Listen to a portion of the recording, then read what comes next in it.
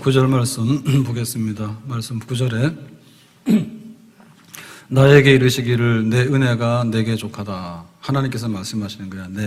하나님의 은혜가 너에게, 바울에게 족하다. 족하다는 얘기는 부족함이 없다, 모자람이 없다, 넉넉하다, 풍성하다, 넘쳐난다 이런 뜻인데요. 그러면 그 바울이 어떻게 은혜가 넘쳐났을까? 우리는 지금 은혜가 넘칩니까? 좀 부족합니까? 아무 생각 없습니까? 하여튼 은혜는 넘쳐야 되겠죠. 아멘. 넘치는 게 빚밖에 안 넘쳐가지고요. 빚지는 거는 좀 갚으셔야 되고요. 하나님의 은혜는 넘쳐나야 됩니다. 그러면 어떻게 바울은 은혜가 넘쳐났을까? 족하다. 9절 말씀해 보니까 그랬습니다. 내 능력이 약한 데서 온전하여 짐이라 하신지라. 하나님의 능력이 있는데 바울은 그야말로 이렇게 교회를 너무 많이 세웠거든요. 선교도 많이 하고요. 그리고 신약 성경도 많이 기록했고 또 능력을 많이 행했어요. 그래서 그 바울의 손수건만 닿아도 막 귀신이 쫓겨나고 병든 치유가 되고 바울의 능력이 굉장했습니다. 그런데 그 능력이 어디서 나왔느냐 할 때 약한 데서 나왔다. 약하다는 얘기는 바울이 치명적인 몸에 병이 있었어요. 난치병이 있었는데 굉장히 괴로운 병이 있었습니다. 그 병에서 하나님의 능력이 나오는 거예요. 그러니까는 병들었는데 몸이 병을 가지고 있었는데 그 질병으로 인해 가지고 바울은 은혜가 넘쳐났대요. 이거 어떻게 이해해야 되죠? 그런데 병이 어떻게 은혜가 되냐? 병 없는 게 은혜지. 근데 병이 은혜가 된다 했는데 이유가 있습니다. 7절에 보니까 이렇게 말합니다. 7절에 여러 계시를 받은 것이 지극히 크므로. 그러니까 하나님께서 신약 성경을 쓰게 하는데 바울에게 너무 많은 부분, 로마서를 비롯해서 고린도서, 에베소서, 신약 성경의 대부분은 바울의 손을 통해서 하나님의 계시가 임하거든요. 그러니까 하나님께서 성경을 기록하게 하는 특별한 자리에 바울을 세웠는데 그거를 자기의 자랑으로 생각하면 너무나 교만하잖아요. 그러니까 하나님께서 바울을 이렇게 좀 균형을 잡아준 거예요. 몸이 아프니까 로마서를 기록하고 고린도서를 기록하고 하지만은 그런 몸은 아픈 거예요. 겸손한 거예요. 그러니까 질병이 어떻게 은혜가 됩니까? 라고 할 때 질병 자체로는 행복하지 않죠. 질병 자체로는. 그런데 그 질병이 가져다 주는 유익이 있는데 바울을 겸손하게 한대요. 그리고 더 하나님을 의지하게 하는 거예요. 우리 집에 아이들이 이렇게 커가다 보면요. 어느 순간인가 부모님하고 자꾸 떨어집니다. 그래서 이제 사춘기가 들었다라는 증거가 뭐냐면 나와서 밥 먹자 그러면 잘 안 먹을라 해요. 여행 가자 그러면 안 간다 해요. 갔다 오시라고 그래요. 그런데 굉장히 독립적인 걸 좋아하잖아요. 근데 결정적인 순간에는 찾을 수밖에 없어. 돈 떨어지면 찾아요. 대학생 돼도요 그렇고요. 청년이 돼도요. 자기 아쉬움은 찾습니다. 그러니까는 우리는 그런 거밖에 안 되는 거예요. 내가 모든 것을 완벽하게 갖추고 있으면요. 부모도 찾을 필요가 없는 거고 누구한테 가서 뭐 아쉬운 게 없는 거예요. 그런데 하나님께서 은혜를 주시는데 은혜를 주실 때 강해져야 되고 겸손해져야 되고 일도 많이 해야 되는데 건강한 것보다는 하나님 보실 때 몸에 질병이 차라리 바울 너한테는 해가 아니라 손해가 아니라 이익이 된다 이렇게 보신 거죠.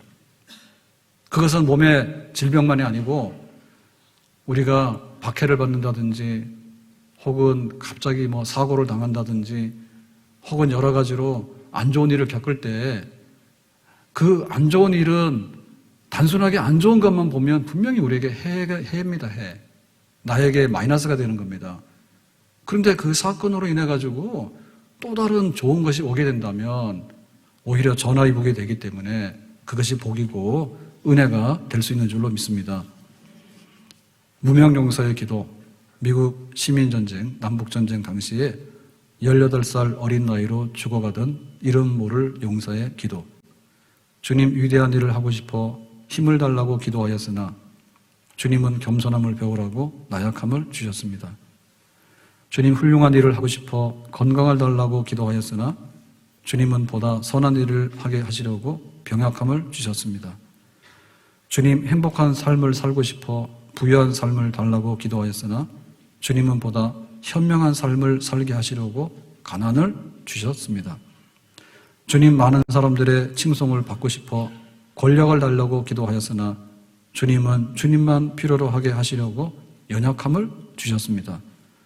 주님 인생을 즐기고 싶어 필요한 모든 것을 달라고 기도하였으나 주님은 생명을 사랑하는 그 모든 것을 주셨습니다. 주님 제가 원하는 것은 하나도 받지 못했지만 주님이 제게 원하시던 모든 것을 주셨습니다. 주님 감사합니다. 힘 대신 나약함을, 건강 대신에 병약함을, 부유함 대신 가난함을, 권력 대신 비천함을, 이런 것들이 하나님의 은혜의 통로가 될 수 있는 줄로 믿습니다. 우리는 좋은 도구를 가지고도요, 그 좋은 도구를 100% 활용하지 못하는 경우가 참 많아요.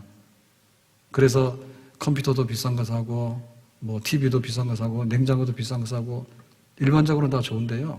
근데 사실은 컴퓨터도 뭘 알아야 되는 거 아닙니까?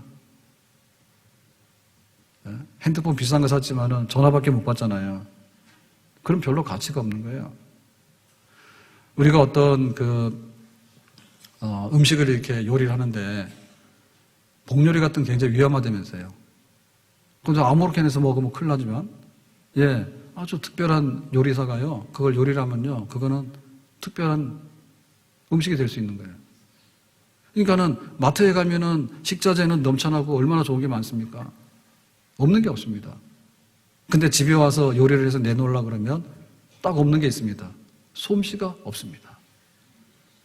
그러니까 우리가 은혜가 되느냐라고 하는 문제는 우리가 볼 때는 잘생겨야지 은혜입니다. 그리고 돈 많아야지 은혜입니다. 그리고 건강해야 은혜입니다. 그리고 피부도 하얘야지 은혜입니다. 흑인보다는 백인에게 점수를 많이 주거든요. 그래서 우리가 은혜라고 할 때는 우리가 조건들이 있는데 그 조건들이 양호한 게 은혜라고 보통 생각을 해요. 좋은 게 좋잖아요. 그런데 하나님께서는 은혜 주실 때 그것보다도 너에게 유익해야지 은혜다. 네가 겸손해야지 은혜가 되는 거고 네가 하나님 의지해야지 은혜가 되는 거다. 그러니까 부자 돼가지고 나가 떨어져서 지옥 가는 것보다는 좀 가난하더라도 하나님을 잘 섬기고 산다면 그것이 또한 은혜가 될 줄로 믿습니다. 내가 건강하다 해가지고 믿음이 없으면요 아무것도 못합니다.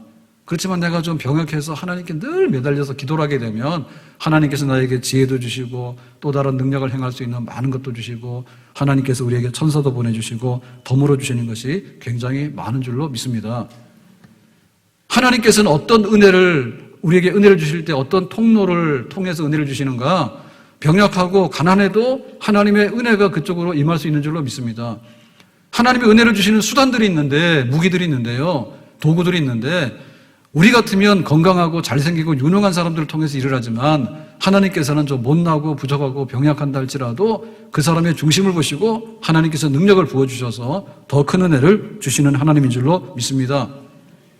바울이 하나님 앞에 크게 쓰임받았잖아요. 근데 바울은 고백할 때 뭐라 했습니까? 나의 나된 것은 오직 하나님의 은혜라 했거든요. 바울은 스스로 말하기를 나는 죄인의 괴수라고 했어요. 그래서 우리가 은혜를 많이 받으려면 일단 죄를 많이 지어야 될 것 같아요. 근데 지금 와서 죄를 또 지을 수는 없고요. 교회 와서 크게 되는 분들은요, 바깥에서 다 뭔가 한 분들이에요. 죄를 크게 지은 분들이에요. 죄를 크게 지은 게 없으면요, 십자가의 은혜에 감동이 없는 거예요. 근데 아무리 생각해봐도 나는 죄가 많은 것 같아. 그러니까는 엎어져서 고백하게 되고요, 십자가를 붙들게 되고 큰 은혜를 받게 되는 줄로 믿습니다. 김익도 목사님이 한국의 호랑이다, 초대 한국교회의 큰 부흥의 역사를 일으켰는데 신유의 은사를 많이 나타냈대요. 근데 이제 이분도 보면요, 출신이 너무 안 좋거든요. 황해도 안하게 깡패 출신에다가 또 한때는 출가해가지고요, 돌을 닦다가 그 다음에 또 세상으로 나와가지고 사업했는데 사업 실패해서 망하기도 했다가, 그러니까 이제 방탕한 생활에서 사람들 괴롭히는 생활을 했다가 그리고 인생이 너무 허무해가지고 어디 그냥 기댈 데가 없어서 허무주의자라 막 그러고는 했는데 어느 날 선교사를 통해서 복음을 받게 되고 그래가지고 이제 세례를 받는다고 기대를 많이 했는데요. 순회하잖아요. 그동안에 담임 목사님 없으니까 선교사님 오셔야 되는데 일정이 밀려가지고 안 오셨대. 그래서 세례 받는데 1년을 기다려가지고 1년 동안 세례 준비하는데 성경을 몇 독을 했다 하더라고. 그래서 우리도 세례 줄 때 제가 사라질 겁니다. 그래서 성경을 많이 읽고. 그러니까 하나님께서는 어떤 사람들을 통해서 은혜를 주시는가 할 때 정말 보잘것 없고 깨졌던 사람, 하나님 아니면 살 수 없는 사람. 그러니까 지금 우리에게 은혜가 있느냐라고 물을 때 내 은혜가 하나님의 은혜가 넘칩니다 하고 답을 해야 되는데 왜 내가 은혜를 못 받느냐 할 때 부모 탓도 아니고 세상 탓도 아니고 그 누구 탓도 아니라 내 탓도 아니라 나의 잘난 것이 없는 것이 문제가 아니라 내 부족한 것이 있는데 그 내 부족한 것 속에 하나님께서는 은혜를 담으려 하시는데 내가 그 그릇을 안 내놓고 인정을 안 하는 거예요. 나의 약함을 내놓고 나의 부족함을 내놓고 나의 병약함을 내놓고 거기다가 은혜를 채우시기를 주의 이름으로 축복합니다. 주님, 이 작은 나를 통하여 어디에 쓰시려고 이렇게 초라한 모습으로 만들어 놓으셨나요? 주님께서 은혜를 주시는 사람들은요, 세상으로 완제품이 아니에요. 혹은 명품들이 아닙니다. 깨진 사람들, 버림받은 사람들, 약한 사람들, 정말 하나님 아니면 어디 가서 기댈 데도 없는 사람들, 이런 사람들에게 하나님께서 은혜 주셨어요. 그러니까 우리에게 은혜가 없는 것은 하나님의 은혜를 내가 받지 못하기 때문에 그렇지 은혜를 받을 수 없는 조건이 있는 게 아니라 은혜를 못 받는 조건을 가진 게 아니라 은혜 받을 수 있는 조건을 가졌는데 그 은혜를 우리가 받아들여야 되는데 은혜를 받으려고 하는 하나님 앞에 진실한 믿음의 모습이 없기 때문에 우리의 마음의 문을 열면 우리의 모든 것들이 은혜로 채워지게 될 줄로 믿습니다. 두 번째 은혜가 족하다. 8절에 보니까 이렇게 말하죠. 이것이 내게서 떠나가게 하기 위하여 얼마나 몸이 지금 고통스럽습니까? 그래서 사탄의 가시라 했잖아요. 예를 들면 안질, 간질 너무 고통스럽고 견디기 어렵거든요. 그래서 떠나라는 얘기는 이제 없어져라. 병 고쳐달라고 기도를 했는데 내가 3번 주께 간구하였더니 3번이라는 얘기는요. 기도를 엄청 많이 했다는 뜻이에요. 그래서 우리가 은혜를 받는 비결은 하나님께 기도하는 것인데 하나님께 기도하러 나가는 그 자리가 은혜의 보좌인 줄로 믿습니다. 보좌라고 하는 것은요. 왕이 앉아서 일 보는 자리예요. 그럼 우리가 뭔가 이렇게 받으려고 그러면은 뭐 거지 찾아가면 안 되겠죠. 뭔가 이렇게 높은 분을 찾아가고 가진 분을 찾아가야 될 거 아니에요. 왕을 찾아가야 되잖아요. 그 백성이 은혜를 입으려면. 그래서 하나님이 계시는 보좌가 우리가 가서 은혜를 받을 때인데 우리가 하나님의 보좌에 어떻게 접근할 수 있냐 하면 예를 들면 내가 이렇게 좋은 옷을 입고 내가 임명장을 가지고 혹은 내 학벌 졸업장을 가지고 또 내 능력 어떤 걸 가지고 이렇게 훈장을 달고 가잖아요. 그러면 하나님의 보좌는 뭐냐면 심판받을 보좌밖에 안 돼. 우리가 하나님께 나가서 하나님께서 너 대단하네 그렇게 해서 상 받을 수 있는 사람은 없어요. 은혜의 보좌라고 하는 것은 뭐냐면요. 그야말로 예수님의 십자가 공로 때문에 내가 나가서 그럼에도 불구하고 내가 병약함에도 불구하고 내가 가난함에도 불구하고 내가 출신이 비천함에도 불구하고 내가 7번 실패했음에도 불구하고 그럼에도 불구하고 하나님께서 내가 너에게 선물을 주고 싶어 라고 하는 것이 하나님의 은혜거든요. 예수님의 이름으로 나아가는 은혜의 보좌는 바로 기도하는 무릎으로 나가게 되는 줄로 믿습니다. 은혜는 기도고요. 기도가 은혜인 거예요. 내가 하나님께 은혜를 받으려고 하면 은혜의 보좌로 나가야 되거든요. 은혜의 보좌. 그러니까 은혜의 보좌로 나갈 수 있는 그 방법은 기도하는 무릎으로 나가는 거예요. 누구의 이름으로요? 예수님의 이름으로 기도하는 거예요. 구하라, 찾으라, 두드리라. 나는 원한이 많아요. 과부가 원한 좀 풀어주세요. 불의한 재판관에게 나갔습니다. 야곱이 형 에사가 군사를 거느리고 지난 20년 전에 안갚음을 하기 위해서 칼을 들고 온다는데 죽을 것 같아. 그러니까 야복 나루에서 무릎을 꿇고 하나님께 은혜를 구합니다. 히스기야가 병들어 죽는다는 소식을 듣게 되고 그냥 죽기는 싫고 그래서 하나님께 무릎 꿇고 눈물로 기도를 하게 됩니다. 하나님의 은혜의 역사는 기도를 통해서 우리에게 전달이 되는 줄로 믿습니다. 하나님께서 우리에게 주시는 선물은 기도하는 사람들에게 주어지는 거예요. 우리 자녀들에게도 보면요, 자녀들이 부모에게 와서 항상 이렇게 주변에서 맴돌거나 혹은 부모에게 뭔가 좀 이렇게 기대하고 이런 자녀들은요, 밉지가 않아. 근데 오라 그러면 도망가고 자기 잘난 척이나 하고 부모 무시하고 이러면은요, 없어요. 그래서 우리가 은혜를 받는데 이거는 기도해서 은혜 받는다. 그런데 기도해서 은혜가 안 되는 경우가 많더라고요. 오늘 2부 예배 끝나고 목요일날 시험 치는 고3 학생들 수능시험 잘 치라고 기도해달라 해서 가서 기도를 해줬는데요. 한마디 해야 되잖아요. 그래서 그랬어요. 일단 간에 수능시험 잘 쳐라. 그런데 치고 나서 원서를 잘 써라. 시험 아무리 잘 치면 뭐합니까? 잘 칠 가능성은 많지만은 원서 떨어지면 안 되지. 붙을 때를 가라. 좋은 말이죠. 붙을 때를 가야 되겠지. 그리고 붙어서 갔다 그거예요.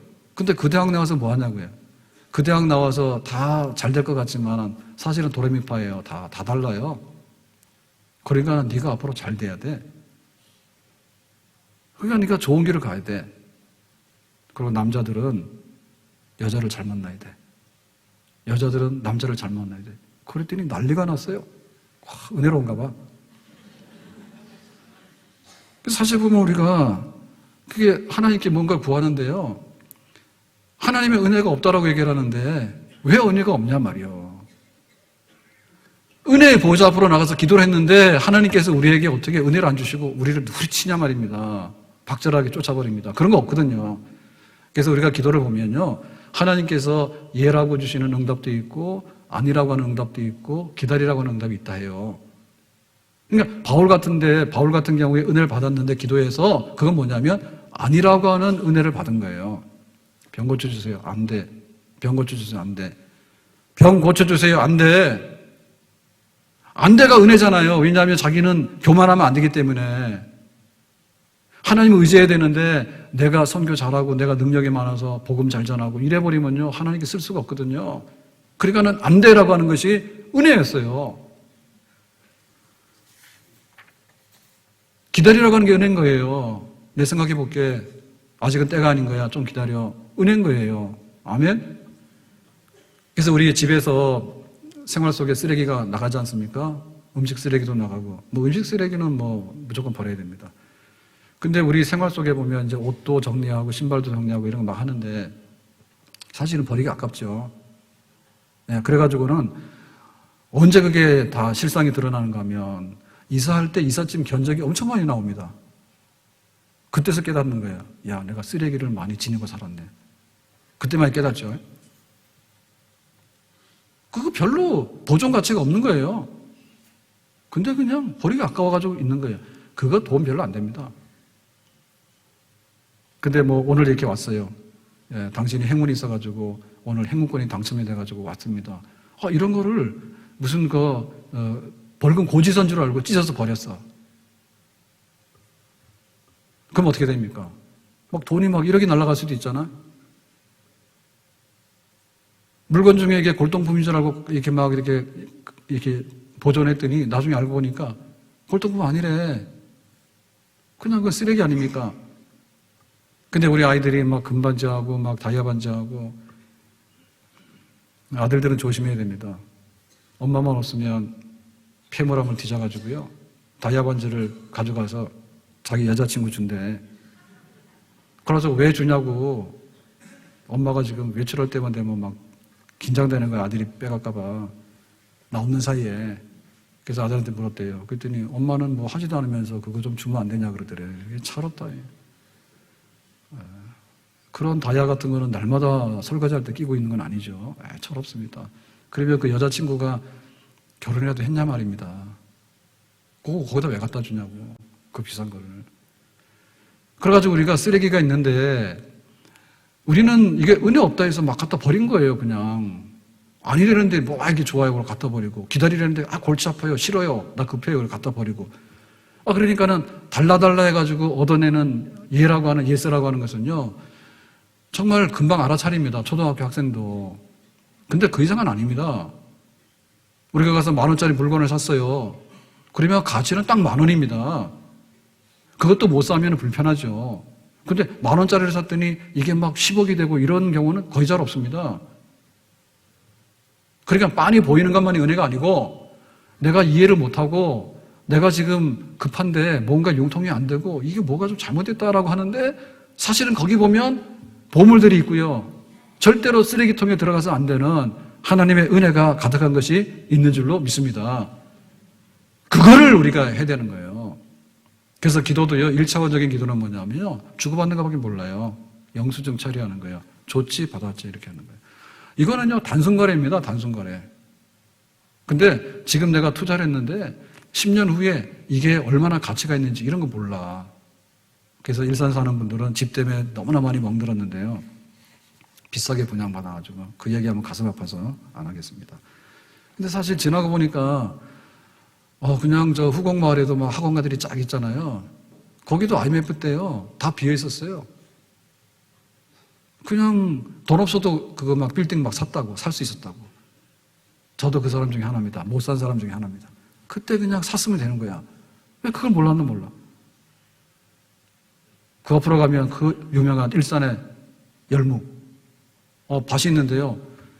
밭을 사지 뭐하러 아파트를 샀을까요? 또 상처를 막 도지게 한다, 그죠? 그냥 그거 아파트 사는 것보다 밭을 사는 게 좋은 줄 알았으면 밭 사면 되지. 근데 하나님께서 주시는 보물들이 많은데 우리가 이거 아니에요 라고 해서 버리지 않아야 될 것도 너무나 많이 버린단 말입니다. 우리가 거절을 당하면요, 굉장히요, 마음이 아프고요, 괘씸해요. 합격이 안 돼서 불합격이에요. 누가 기분이 좋겠어요? 회사에 지원했어요. 오지 말래요. 누가 기분이 좋아요? 그리고 내가 프로포즈를 했어요. 그랬더니 싫대. 누가 기분이 좋아요?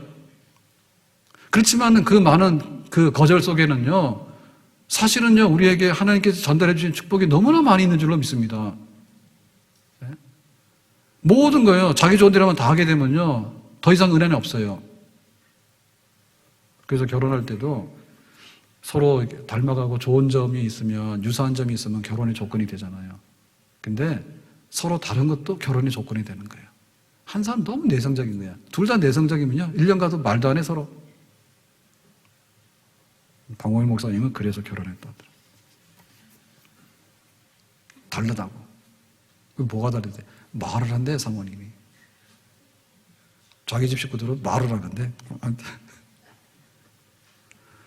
그러니까 우리가 하나님께서 은혜 주시는데 왜 우리가 태자를 낳았을까? 이거 은혜 아닙니다. 이런 거는 나쁜 거예요. 왜 그랬을까? 그거 기도를 우리가 기쁘게 하는 거죠. 기쁘게.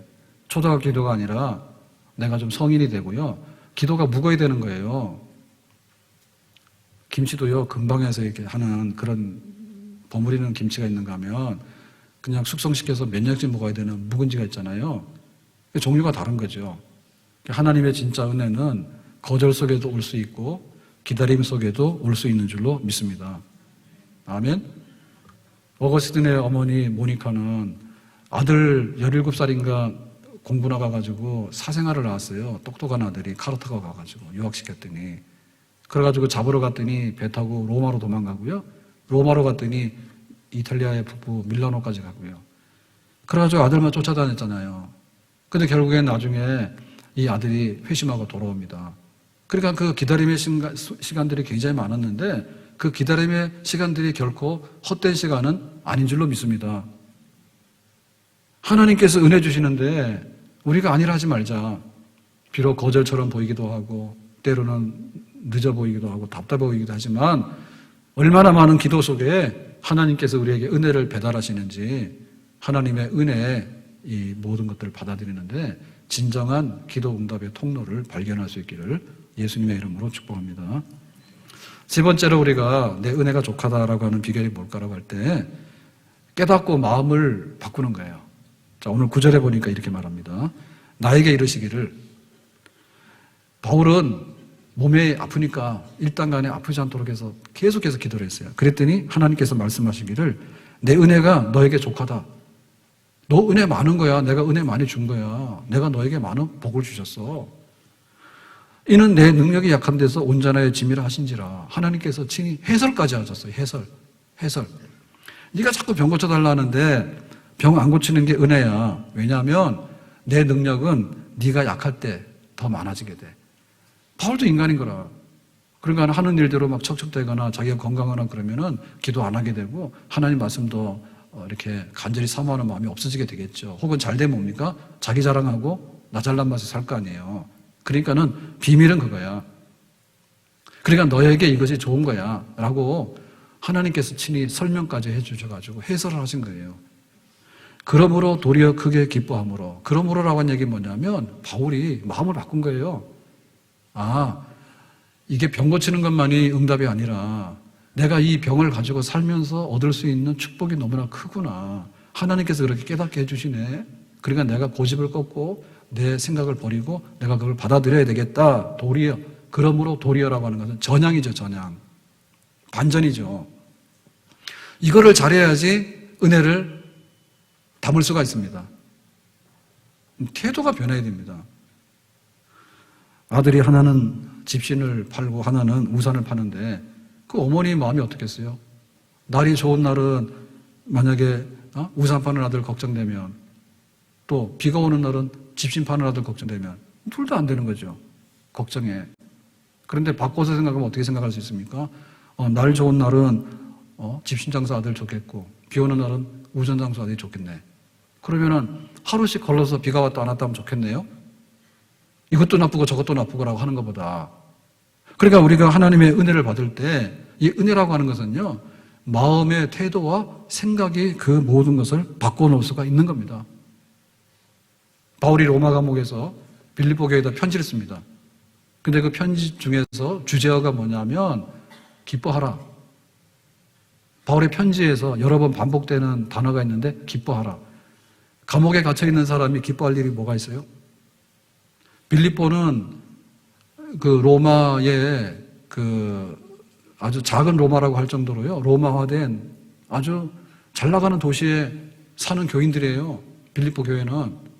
근데 감옥에 있는 바울이 주제넘게 잘 사는 사람, 하고 싶은 대로 다 하고 다니는 사람들한테 너희들 기뻐하라는 얘기는 말이 안 맞는 것 같잖아요. 근데 사실 그게 아닌 거예요. 바깥에서 느끼는 기쁨도 있겠지만 바울이 로마 감옥 안에서 느끼는 기쁨이 있는 거예요. 내가 복음을 위해서 감옥에 갇힌 것이 기쁜 거예요. 그리고 이런 환경 속에서도 하나님께서 위로해 주시고 하나님께서 나에게 함께 해 주시는 그 영적인 교통 때문에 기쁜 거예요. 바울이 은혜가 많은 거예요. 그러니까 내가 너희들에게 기뻐하라고 말할 수 있는 거예요.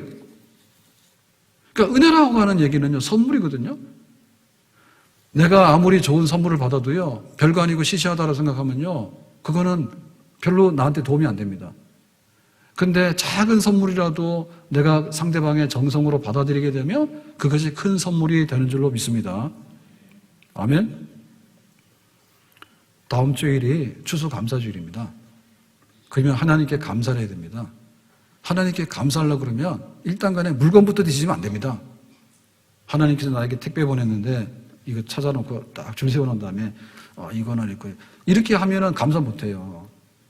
그러니까 감사는 마음인 거예요. 마음인 거예요. 태도인 거예요. 하나님께서 나에게 주신 것이 이런 것도 나에게 주셨구나 라고 깨닫고 전향하는 겁니다. 아멘? 마음을 돌이키는 거예요. 그러면 하나님께서 거기에 은혜를 주시고 이 은혜가 작은 은혜가 큰 은혜가 되고 더 큰 은혜가 돼서 넘쳐나는 은혜가 되는 줄로 믿습니다. 하나님은 과거의 하나님이 아니라 미래의 하나님이거든요. 그러니까는 과거의 생각을 자꾸 하게 되면요, 은혜 떨어져요. 나쁜 생각을 하게 되면. 지금 현재만 딱 보고 지금 현재만 붙들고 자꾸 얘기를 하게 되면 뭐냐면 이 만족이 안 돼요.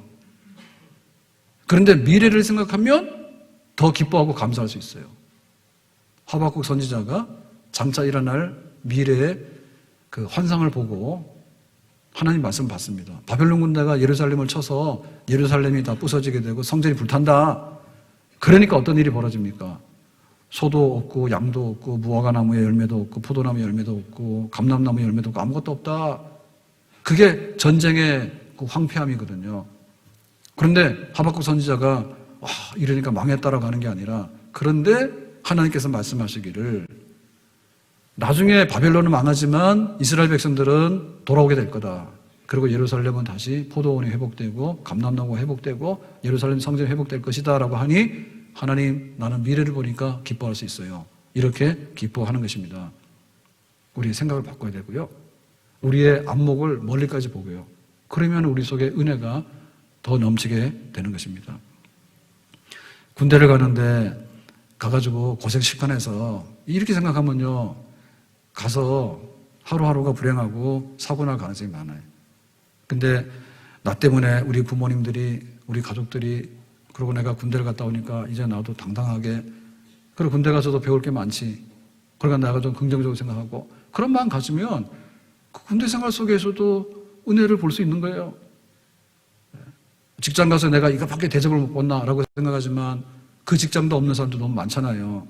우리 생각을 바꾸게 되면 또 은혜가 우리 속에 임하게 될 줄 믿습니다. 강용호 박사가 시각장애인인데 간증하는 책을 쓸 때 그 책 제목이 뭔가 하면 빛은 내 가슴이에요. 빛이 내 가슴 안에. 그런데 시각장애인에게는 빛이 잘 안 보이잖아요. 다 흑암 아닙니까? 근데 어떻게 그 빛은 가슴 속에 들어갈까요? 우리는 눈 떴죠? 눈 떴는데 우리의 빛은 어디예요? 잘 안 보이죠? 세상이 온통 회색이라 미세먼지밖에 안 보여. 지금 올해는 단풍이 좀 늦는 건지 하여튼 간에 좀 그런데요. 교회 이 주변에 가로수는 다 은행입니다. 오늘 집에 돌아가시는 길에 차를 가져왔으면 할 수 없는데요. 동네 한 바퀴 도시고 차 타고 가세요. 네, 은행 이거 노랗게 물들었는데 아깝잖아요. 안 그래요? 네, 은행이랑 나랑 무슨 상관이 있냐? 은행이 뱅크입니까? 돈 빌리는 은행 말고, 은행 단풍 너무 아름답잖아요. 제가 굉장히 기대하고 갔는데 실망한 게 간혹 있는데요. 그 중에 하나가, 여행 가서 실망한 게 많잖아요. 실망하는 게 많죠. 전주 막걸리 골목. 장난인데 전주. 네, 거기 가서 실망했고. 홍천의 은행나무 숲에 가서 엄청 실망했어요. 거기는 은행이 빨리 지는가 봐요. 그래서 10월달 가기 전에 간다고 부지런히 갔는데, 갔더니 은행잎이 한 95분 다 떨어졌어. 바람이 얼마나 추운지 한겨울이라 거기는. 그래서 이건 너무 좀 심하네. 완전 실망한 것 같아. 우리가 가을이 가는데 단풍이 아름답게 드는지 몰라요. 벚나무가 벚꽃이 피면 화려한 거 아시죠? 근데 저도 벚나무 단풍이 아름다운 거는요, 몇 년 전에 알았어요. 그래요. 탄현생이 많은 게, 큰 마을에 많은 게 또 벚나무입니다. 가서 보시면요, 단풍나무 빨간 것만이 단풍이 아니더라고. 그럼 왜 눈 뜨고 못 볼까? 못 보는 거예요. 하나님의 그 은혜를 모르는 거야. 그런데 눈으로 보는 은혜도 이게 잘 안 되는데, 눈이 없는데 어떻게 그 빛이 내 가슴 속에 들어오냐고. 그게 은혜라니까요. 빛이 내 가슴 속에 들어올 수 있는 거예요. 그러니까 그게 감동이 되는 거예요. 우리는 두 팔이 있어도요, 악수는 하는데 잘 안 합니다. 별로 반갑지가 않아서. 그러면 반가운 사람들은 포옹을 하잖아요. 허그하잖아요. 이 누가 해야지 은혜가 되느냐? 이건 네 부지치가 해야지 은혜가 돼. 그 사람은 태어날 때부터 사지절단 장애인으로 태어나서 팔다리가 10cm 미만이요. 그러면은 사실상의 허그는 안 되잖아요. 그런데 여러분 사랑해요라고 하면 사람들이 눈물 줄줄 흘리냐고. 나는 불행하게 사는데 저 사람은 어떻게 행복하게 살까? 그 얘기를 하게 되니까요. 여러분 사랑해요라고 하니까 사실은 팔이 없죠. 그런데 그 가슴이 안기는 거예요. 그러니까 은혜라고 하는 것은요, 눈에 보이는 게 아니고요, 물건이 아니에요. 우리의 마음의 태도예요. 속상한 일이 있지만은 가을 하늘은 맑으네. 여전히 맑은 거예요. 우리가 하다 보니까 상처난 게 많지만은 여전히 단풍은 아름다운 겁니다. 내가 볼 때 앞이 캄캄해가지고 너무 막 이렇게 막 속이 캄캄하긴 하지만은 그러나 또 생각해보면요. 성령의 빛이 내 가슴 속에 임할 때 그 하나님의 은혜가 빛나는 줄로 믿습니다. 생각하기 나름인데요. 하나님의 은혜로 읽어야 됩니다. 그게 바로 반전입니다. 그래서 그 은혜를 가져오게 되고요. 은혜가 강을 이루게 되고요. 은혜가 바다를 이루게 되는 줄로 믿습니다. 한국 사람이 빨리빨리잖아요. 빨리빨리 했으니까 우리는 사계절을 살아갈 수 있지. 더디면요. 가을 옷 입으려고 하면 겨울이 온다니까요. 진짜로. 그 빨리빨리 하니까 우리가 경제성도 빨리 했고 민주화도 빨리 했잖아요. 군뱅이처럼 어떻게 돼요? 안 되잖아요. 근데 빨리빨리를 잘못하니까 뭐냐면 부실공사예요. 그러니까는 빨리빨리가 좋은 쪽으로 빨리빨리는 좋은 거지만 나쁜 쪽으로 빨리빨리는 나쁜 거란 말입니다. 우리가 5일 근무제를 하게 되는데 주일 성수하는 게 왜 어렵습니까? 옛날에는 월화수목금 토까지 일을 했고요. 주일날도 일하는 데 많았어요. 그런데 토요일날은 쉬는 날이에요. 학교도 안 가는 날이에요. 근데 왜 주일날 예배드리는 게 힘들까요? 불타는 금요일이라 금요일날 불 붙였으니까 토요일날도 불 끄기 싫어. 그러가 주일날 저녁까지 불 태웠어. 그러니까는 교회하기 힘든 거죠. 얼마나 조건이 좋아졌습니까? 하나님 은혜를 안 주신 게 아니라 우리가 은혜에 떨어진 거예요. 우리가 은혜에 떨어진 거예요. 우리는 교회 올 때 자동차를 타고 오잖아요. 자동차 타고 오지 않을 때가 은혜였어요. 제가 처음에 교회를 나갔을 때는요. 한남동에 있는 달동네 교회인데 산꼭대기에 있는 교회인데 그 교회는요. 교회로 보면 명당이에요. 그래서 이슬람교 사원에서 쭉 가면 한남동 반포에서도 보면 보이거든요. 거기 이제 재개발된다고 그러는데요. 그러면 이제 안 보이겠죠. 근데 그 교회가 단국대학 순천향병원에서 보면요. 완전 산꼭대기예요. 그래서 보통 사람들은요. 한 번씩 쉬어서 올라갑니다. 중간에 와서 좀 쉬고 저 높은 곳을 향해서 가고. 근데 그거를 주일날만 오는 게 아니라 새벽 기도도 늘 오시는 분들이 있어요. 성도들이. 그래가지고 저 높은 곳에 있는 동네 꼭대기에 있는 교회를요. 은혜로 알았어. 아주 신령한 교회인 거예요. 높은 곳에 있기 때문에. 그랬는데 세월이 바뀌어가지고 80년대인가요? 80년대죠. 포니가 나왔습니다. 포니가. 그러니까 그때는 차가 별로 없었기 때문에 문제가 안 되더라고.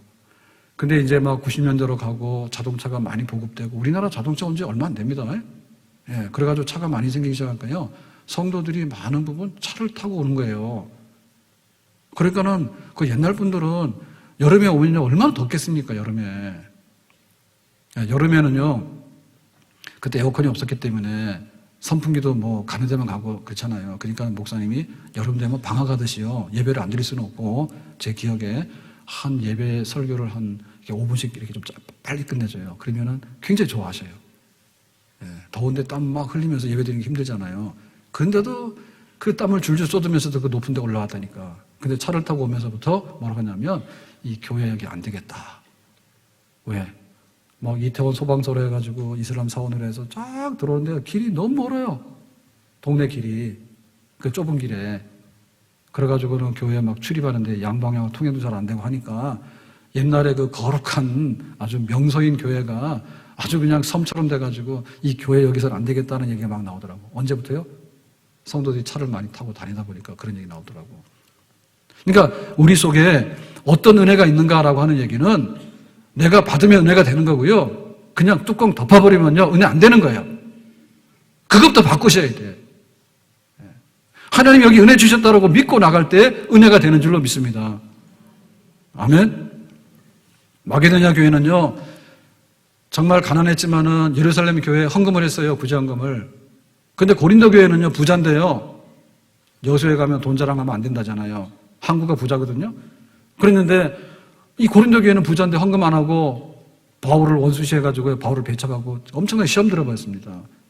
그러니까 은혜가 문제인 거예요.